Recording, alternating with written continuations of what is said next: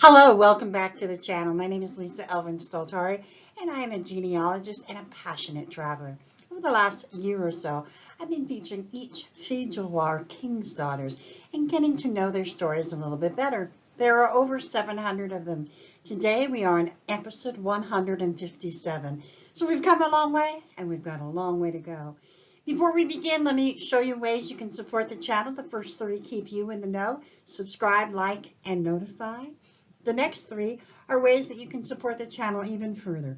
You can do a Patreon, which is a monthly subscription. You can do a Ko-fi, which is a one-time subscription or one-time donation. And also I have an Etsy channel that has a few little things on there that you might find interesting.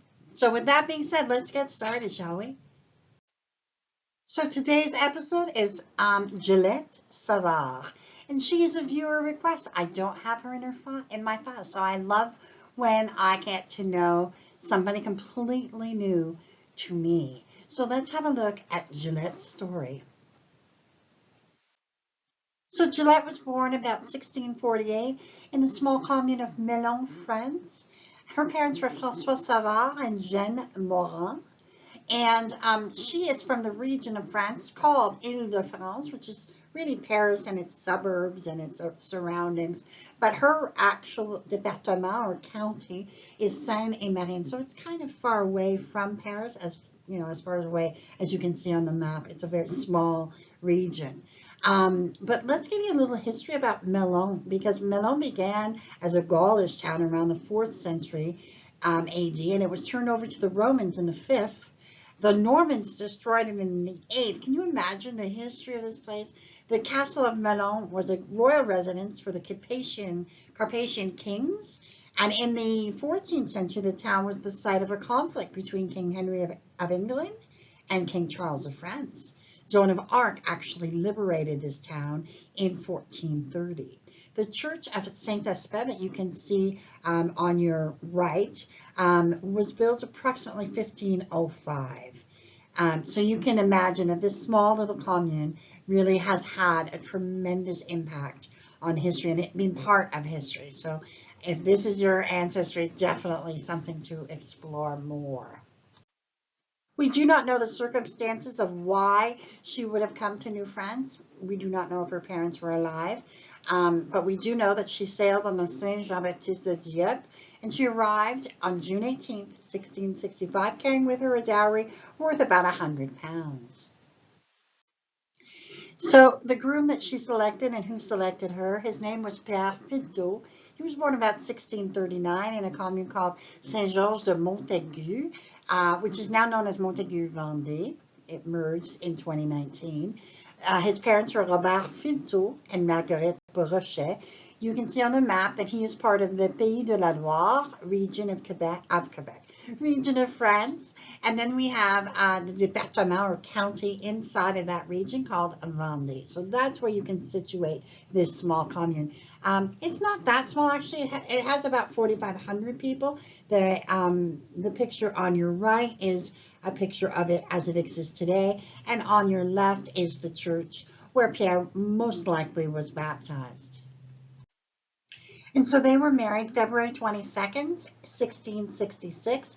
That is kind of a long time between her arrival in Quebec and her eventual marriage. So I don't know if she was being picky or just it didn't click.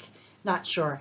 I also, so there's the record of their marriage. And in 1666, they managed to get on the census of Quebec, of New France, and they are listed. They are 25 years old, habitant, which means farmer, and 18 years old, Gillette, is there as well. So they are recorded in Île-d'Orléans in 1666.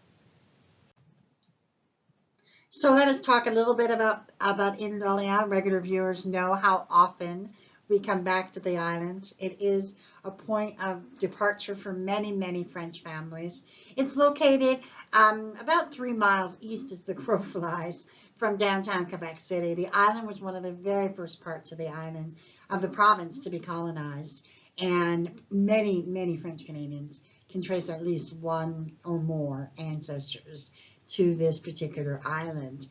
It really is a microcosm of francophones. And originally the name of the island was Grande, Sainte Marie, Saint Laurent, and but eventually officials would change it in honor of the son of King Francis I, Henri II, who was the Duke of Orleans, and so it became Ile d'Orléans. And so these pictures give you an idea of how it came to, how it is, like where it is. And you can also see that the island is not just one big blob of a city. It actually has 6 different townships. So depending on the townships, you need to look at where your family would have, settled. So we have Saint-Pierre, Saint-Famille, Saint-François, Saint-Jean, Saint Laurent, and Saint Petronille, depending on the part of the island that they settled. The bottom half is a current picture of the greenness, the glory that is Ile d'Orléans, and it really is somewhere in time. And then we have just a picture that a friend sent me of a cheese making factory there. So it really is a very touristy, very beautiful place. People live on the island, of course, but the tourist part of it is huge. So, and I also wanted to point out that the 1681 census, by then Pierre is 42, Gillette, Savard, sa femme, now she's 30. So they had a 12-year, I guess it was like a 7-year gap, and now they have a 12-year gap. So their children are Nicolas, Pierre, Suzanne, Gabrielle, Marie. They have 5 bêtes à cornes, which are 5 goats, and we have 10 alfar, about, I would say, 7 to 8 acres of land.